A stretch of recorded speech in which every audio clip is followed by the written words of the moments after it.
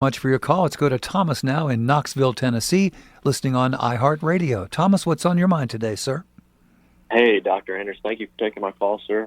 I wanted to ask you about some changes after Vatican II, and I don't know if this is true or not. I heard it from another prominent Catholic voice, actually Dr. Taylor Marshall. I'm sure you are aware of him.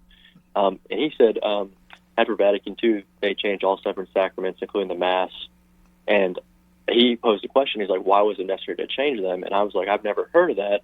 I need to ask Dr. David Anders. So I wanted to ask you about that and see any input you may have on that, sir. Yeah, sure. I appreciate the question.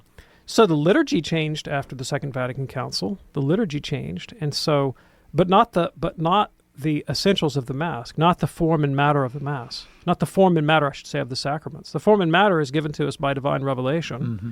You read about it in the Catechism of the Catholic Church. It'll tell you, here's the form, here's the matter. It's been there for 2,000 years. But the embellishments in which the liturgy, which the sacraments are embedded, certainly did change, no doubt about that. The new rite of the Mass, so-called Novus Ordo rite, is different from the Tridentine Mass that was the Mass for 500 years in the Latin West. But, of course, the Tridentine Mass itself was a development, was not the Mass as it was said by Jesus. And there have been liturgies and liturgies and liturgies within Catholicism for 2,000 years. It's not like we had one liturgy everywhere throughout the world for 2,000 years and then suddenly there was the Second Vatican Council. No, liturgy's always been something that developed and changed from time to place and culture to culture. But the essential form and matter of the sacraments has not changed. Now, I'd like to say something about a boutique theological ideology called traditionalism. All right? The Catholic Church believes in the authority of sacred tradition.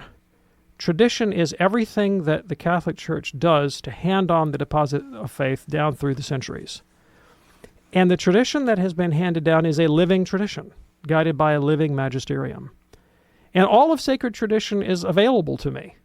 Here I am in the 21st century. Nothing stops me from studying the liturgy of the Council of Trent or the Fathers of the Church or the Doctors of the Church from the 12th century or the 10th century or the 2nd century.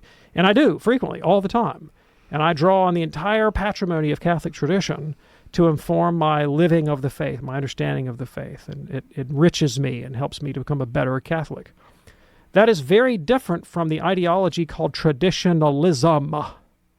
Traditionalism isolates some historical moment of the past and declares by fiat that that form of Catholic life from that era or that culture or that time is normative for all times, and then construes problems in the church today as the result of having departed from some pristine ancient form of the faith. Now, traditionalism is a modern innovation and is an ideological position that often places itself really at odds with the mind of the Holy Church, which is guided by a living magisterium.